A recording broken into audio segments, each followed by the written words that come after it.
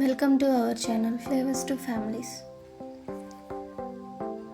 Today's recipe గోంగూర పప్పు. కావాల్సిన పదార్థములు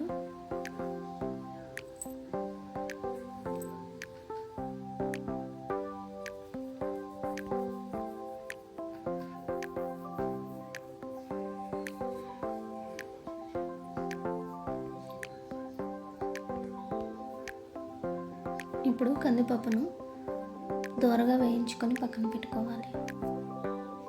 వేయించుకున్న కందిపప్పును ఉడికించుకునేందుకు కుక్కర్లో 2 కప్పుల నీళ్లు, కొద్దిగా పసుపు, ఆయిల్ వేసుకొని 5 విజిల్స్ వచ్చేంత వరకు బాగా ఉడికించుకొని పక్కన పెట్టుకోవాలి. ఇప్పుడు కడాయిలో ఆయిల్ వేసుకొని తాలింపు దినుసులు వేసుకొని పచ్చిమిర్చి, కరివేపాకు వేసుకొని వేయించుకోవాలి. ఇప్పుడు ఉల్లిపాయ ముక్కలు, టమాటా ముక్కలు వేసుకొని బాగా వేయించుకోవాలి. ఇప్పుడు గోంగూర ఆకును వేసుకొని బాగా మగ్గించుకోవాలి. ఆకు బాగా మగ్గిన తర్వాత ఉడికించుకున్న పప్పును వేసుకొని కలుపుకొని